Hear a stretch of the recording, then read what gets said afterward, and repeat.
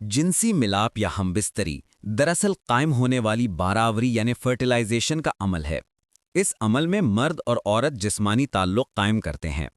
इस दौरान मर्द के स्पर्म और औरत के बैज़े का मिलाप होता है और यही मिलाप आगे चलकर हमल यानी प्रेगनेंसी और बच्चे की तख्लीक का सबब बनता है। जब स्पर्म औरत के जिस्म में दाखिल होता है तो वो बैज़े तक पहुंचने की कोशिश करता है। स्पर्म के बैज़े में दाखिल होते ही फर्टिलाइजेशन यानी नुत्फ़ा और बैज़ा के मिलाप का अमल मुकम्मल हो जाता है। इसके कुछ ही दिन बाद ज़ाइगोट बढ़ते बढ़ते मोरुला की शक्ल इख्तियार कर लेता है। तकरीबन तीसरे से चौथे दिन तक मोरुला तैयार हो जाता है। इसके बाद अगला मरहला आता है जिसे ब्लास्टोसिस्ट कहते हैं। मोरुला में तकरीबन 16 खलिए बनते हैं। जब ये खलिए मुसलसल तकसीम होते जाते हैं तो ये बढ़कर ब्लास्टोसिस्ट में तब्दील हो जाते हैं। ये अमल बहुत अहम मरहला होता है क्योंकि यही साख्त आगे चलकर बच्चे और नाली यानी प्लेसेंटा की बुनियाद रखती है। ब्लास्टोसिस्ट जब रहम की दीवार से जुड़ जाता है तो औरत के जिस्म में HCG हार्मोन बनता है।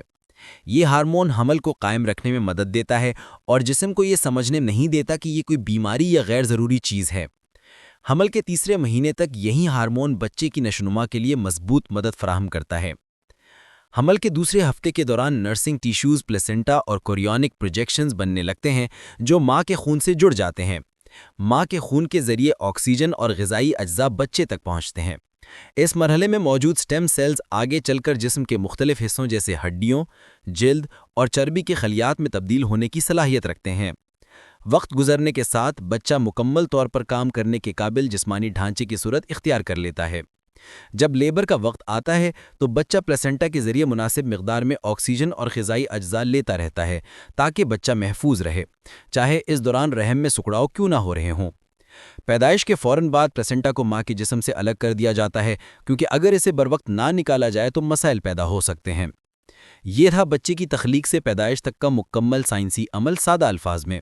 अगर ये मालूमात आपको पसंद आई हों तो इसे लाजमन शेयर कीजिए। शुक्रिया।